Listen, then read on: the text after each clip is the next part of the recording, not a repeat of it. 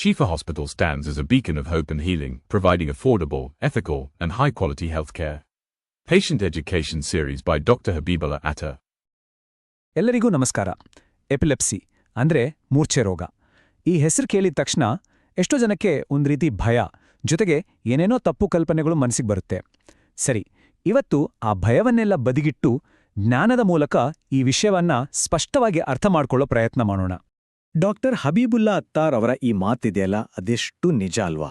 ಈ ಒಂದೇ ಒಂದು ವಾಕ್ಯ ಈ ಸ್ಥಿತಿಯಿಂದ ಬಳಲ್ತಿರುವವರು ಸಮಾಜದಲ್ಲಿ ಎದುರಿಸೋ ಕಳಂಕವನ್ನ ಎಳೆಯಾಗಿ ಬಿಚ್ಚಿಡುತ್ತೆ. ಹಾಗಾದ್ರೆ ಈ ತಪ್ಪಿಳುವಳಿಕೆಯನ್ನ ಹೋಗಲಾಡಿಸೋದು ಹೇಗೆ? ಅದಕ್ಕೂ ಉತ್ತರ ಇಲ್ಲೇ ಇದೆ. ಜ್ಞಾನ, ಸರಿಯಾದ ತಿಳುವಳಿಕೆ, ಅದೇ ದಾರಿ. ಬನ್ನಿ ಹಾಗಾದ್ರೆ ಈ ಸ್ಥಿತಿಯ ಹಿಂದಿರೋ ವಿಜ್ಞಾನವನ್ನ ಎಷ್ಟು ಸಾಧ್ಯವೋ ಅಷ್ಟು ಸರಳವಾಗಿ ಅರ್ಥ ಮಾಡ್ಕೊಳ್ಳೋಣ. ನಾವು ಈ ಇಡೀ ವಿಷಯವನ್ನ ಒಂದು ಕ್ರಮಬದ್ಧವಾಗಿ ಅರ್ಥ ಮಾಡ್ಕೊಳ್ಳೋಣ. ಮೊದಲಿಗೆ ಮೆದುಳಿನ ವಿದ್ಯುತ್ ಬಿರುಗಾಳಿ ಅಂದ್ರೆ ಏನು ಅಂತ ನೋಡೋಣ.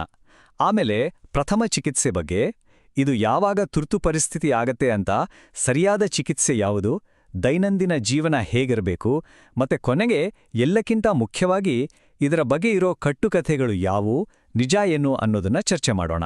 ಸರಿ, ಹಾಗಾದ್ರೆ ಶುರು ಮಾಡೋಣ. ಮೊದಲನೇ ಭಾಗ, ಮೆದುಳಿನ ವಿದ್ಯುತ್ ಬಿರುಗಾಳಿ.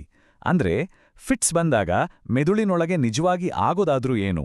ಇದನ್ನ ಅರ್ಥ ಮಾಡ್ಕೊಳ್ಳಕ್ಕೆ ಒಂದು ಸುಲಭವಾದ ಉದಾಹರಣೆ ತಗೊಳ್ಳೋಣ. ನಮ್ಮ ಮೆದುಳನ್ನ ಜಗತ್ತಿನ ಅತಿ ಸಂಕೀರ್ಣವಾದ ಪವರ್ಫುಲ್ ಕಂಪ್ಯೂಟರ್ ಅಂತ ಅಂದ್ಕೊಳ್ಳಿ. ಈ ಕಂಪ್ಯೂಟರ್ ಕೆಲಸ ಮಾಡೋದು ವಿದ್ಯುತ್ ಸಂಕೇತಗಳ ಮೂಲಕ. ಸಾಮಾನ್ಯವಾಗಿ ಆರೋಗ್ಯವಾಗಿರೋ ಮೆದುಳಲ್ಲಿ ಈ ಸಂಕೇತಗಳು ಏಕ್ದಮ್ ಸರಾಗವಾಗಿ ಶಿಸ್ತಿನಿಂದ ಹರಿತಿರುತ್ತೆ.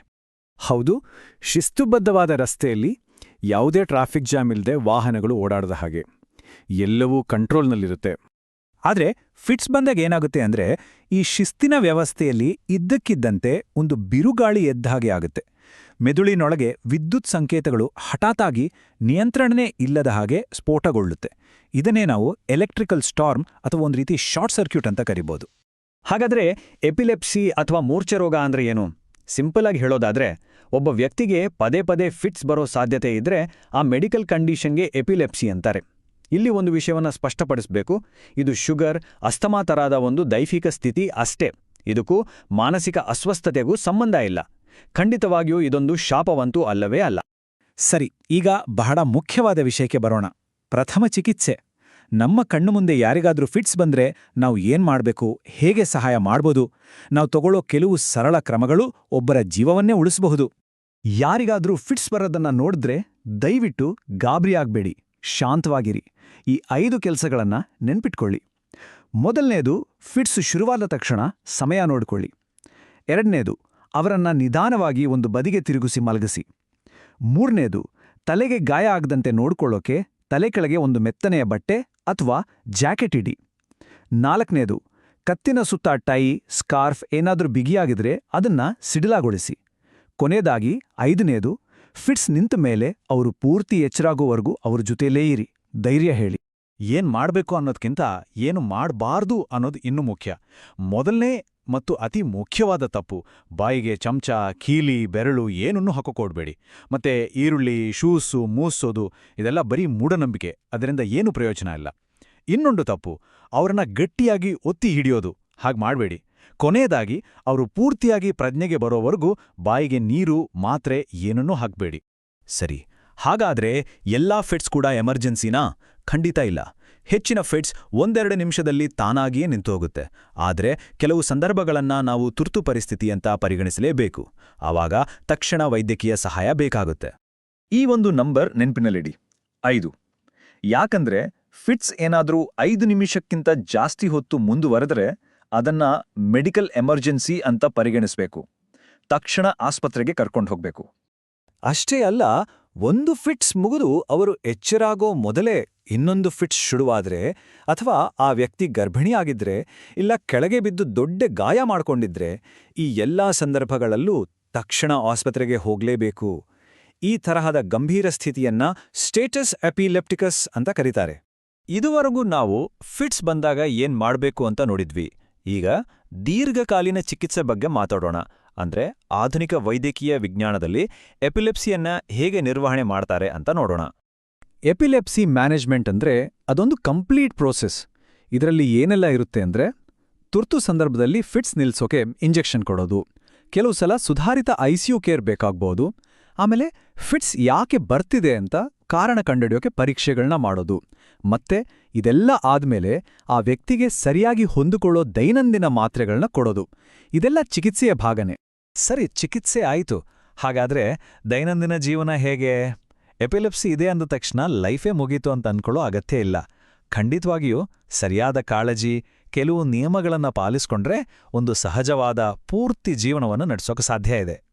ಫಿಟ್ಸ್ ಮುಕ್ತ ಜೀವನ ನಡೆಸೋಕೆ ಕೆಲವು ಗೋಲ್ಡನ್ ರೂಲ್ಸ್ ಇದೆ. ಮೊದಲನೇದು ಮತ್ತು ಅತಿ ಮುಖ್ಯವಾದದ್ದು, ಡಾಕ್ಟರ್ ಕೊಟ್ಟಿರೋ ಮಾತ್ರೆಗಳನ್ನ ಒಂದು ದಿನಾನೂ ಒಂದು ಹೊತ್ತು ತಪ್ಪಿಸಬಾರ್ದು. ಎರಡನೇದು, ಪ್ರತಿದಿನ ಕನಿಷ್ಠ 7-8 ಗಂಟೆ ಚೆನ್ನಾಗಿ ನಿದ್ದೆ ಮಾಡಬೇಕು. ಆಮೇಲೆ ವೈದ್ಯರು ಓಕೆ ಅನ್ನೋವರೆಗೂ ಒಂಟಿಯಾಗಿ ಈಜೋದು, ಡ್ರೈವಿಂಗ್ ಮಾಡೋದು ಇವನ್ನೆಲ್ಲ ಮಾಡಬಾರ್ದು. ಮತ್ತೆ ಕೆಲವರಿಗೆ ಮಿನುಗೋ ದೀಪಗಳಿಂದ ಫಿಟ್ಸ್ ಬರ್ಬೋದು. ಆ ಥರದ ಪ್ರಚೋದಕಗಳ ಬಗ್ಗೆ ಎಚ್ಚರವಾಗಿರಬೇಕು. ಈಗ ನಾವು ಚರ್ಚೆಯ ಕೊನೆಯ ಆದ್ರೆ ಬಹುಶಃ ಅತಿ ಮುಖ್ಯವಾದ ಭಾಗಕ್ಕೆ ಬಂದಿದ್ದೀವಿ. ಕಟ್ಟುಕಥೆಗಳು ವರ್ಸಸ್ ವಾಸ್ತವ. ಈ ಸ್ಥಿತಿಯ ಸುತ್ತ ಹಬ್ಬಿರೋ ತಪ್ಪು ಕಲ್ಪನೆಗಳು, ಮೂಢನಂಬಿಕೆಗಳನ್ನ ಒಂದೊಂದಾಗಿ ನೋಡೋಣ. ಯಾಕಂದ್ರೆ ಸತ್ಯ ಗೊತ್ತಾದ್ರೇನೆ ಭಯ ಹೋಗೋದು. ಮೊದಲನೇ ಕಟ್ಟುಕಥೆ, ಎಪಿಲೆಪ್ಸಿ ಒಂದು ಅಂಟು ರೋಗ, ಒಬ್ಬರಿಂದೊಬ್ಬರಿಗೆ ಹರಡುತ್ತೆ ಅಂತ. ಇದು 100% ಸುಳ್ಳು. ವಾಸ್ತವ ಏನು ಅಂದ್ರೆ, ಇದು ಮೆದುಳಿಗೆ ಸಂಬಂಧಪಟ್ಟ ಒಂದು ನ್ಯೂರೋಲಾಜಿಕಲ್ ಕಂಡೀಷನ್. ಇದನ್ನ ಮುಟ್ಟೋದ್ರಿಂದಾಗ್ಲಿ ಅವರ ಜೊತೆ ಇರೋದ್ರಿಂದಾಗ್ಲಿ ಖಂಡಿತ ಹರಡಲ್ಲ. ಇನ್ನೊಂದು ಬಹಳ ನೋವು ಕೊಡುವ ಕಟ್ಟುಕತೆ, ಎಪಿಲೆಪ್ಸಿ ಇರೋರು ಅಂದ್ರೆ ಮಾನಸಿಕವಾಗಿ ಅಶಕ್ತರು, ಬುದ್ಧಿ ಕಡಿಮೆ ಅಂತ. ಇದು ಕೂಡ ಶುದ್ಧ ಸುಳ್ಳು. ವಾಸ್ತವದಲ್ಲಿ ಎಪಿಲೆಪ್ಸಿ ಇರೋ ಬಹುತೇಕ ಜನ ಸಾಮಾನ್ಯ ಬುದ್ಧಿಶಕ್ತಿಯನ್ನೇ ಹೊಂದಿರ್ತಾರೆ. ಅಷ್ಟೇ ಅಲ್ಲ, ಅವರು ಕೂಡ ಎಲ್ಲರಂತೆ ದೊಡ್ಡ ದೊಡ್ಡ ಸಾಧನೆಗಳನ್ನ ಮಾಡಬಲ್ಲರು, ಮಾಡ್ತಾನೂ ಇದ್ದಾರೆ. ಈ ಒಂದು ತಪ್ಪು ಕಲ್ಪನೆ ಎಷ್ಟೋ ಮಹಿಳೆಯರ ಜೀವನದ ಮೇಲೆ ಪರಿಣಾಮ ಬೀರಿದೆ. ಎಪಿಲೆಪ್ಸಿ ಇದ್ರೆ ಮಕ್ಕಳು ಮಾಡ್ಕೊಳ್ಳೋಕ್ಕಾಗಲ್ಲ ಅನ್ನೋದು. ಅದೇ ಸತ್ಯ ಬೇರೆ ಇದೆ. ಸರಿಯಾದ ವೈದ್ಯಕೀಯ ಮಾರ್ಗದರ್ಶನ, ಪ್ಲಾನಿಂಗ್ ಮೂಲಕ ಎಪಿಲೆಪ್ಸಿ ಇರೋ ಮಹಿಳೆಯರು ಕೂಡ ಗರ್ಭಿಣಿಯಾಗ್ಬೋದು ಮತ್ತು ಆರೋಗ್ಯವಂತ ಮಕ್ಕಳಿಗೆ ಜನ್ಮ ನೀಡಬಹುದು. ಕೊನೆಯಲ್ಲಿ ಈ ಒಂದು ಮಾತನ್ನ ಎಲ್ಲರೂ ನೆನ್ಪಿಡ್ಬೇಕು. ಎಪಿಲೆಪ್ಸಿ ಅನ್ನೋದು ಕೇವಲ ಒಂದು ರೋಗದ ಹೆಸರು ಅಷ್ಟೇ. ಅದು ಒಬ್ಬ ವ್ಯಕ್ತಿ ಯಾರು ಅನ್ನೋದನ್ನ ನಿರ್ಧರಿಸಲ್ಲ. ಹೌದು, ಇದು ಅವರ ಜೀವನದ ಒಂದು ಭಾಗ ಆಗಿರ್ಬೋದು, ಆದ್ರೆ ಅದೇ ಅವರ ಇಡೀ ಜೀವನ ಅಲ್ಲ. ಇಷ್ಟೆಲ್ಲ ತಿಳಿದುಕೊಂಡ ಮೇಲೆ ನಮ್ಮ ಮುಂದೆ ಒಂದು ಪ್ರಶ್ನೆ ಉದ್ಭವಿಸುತ್ತೆ. ನಮ್ಮ ಸುತ್ತಮುತ್ತ, ನಮ್ಮ ಸಮುದಾಯಗಳಲ್ಲಿ ಈ ಮೂರ್ಛೆ ರೋಗದ ಬಗ್ಗೆ ಇರೋ ಭಯವನ್ನ ಹೋಗಲಾಡಿಸಿ ಅದರ ಜಾಗದಲ್ಲಿ ಸತ್ಯ, ತಿಳುವಳಿಕೆ ಮತ್ತು ಸಹಾನುಭೂತಿಯನ್ನು ತುಂಬೋದು ಹೇಗೆ? ಇದರ ಬಗ್ಗೆ ನಾವೆಲ್ಲರೂ ಯೋಚಿಸಬೇಕಿದೆ. Shifa ICU care for emergency and appointments call 243761.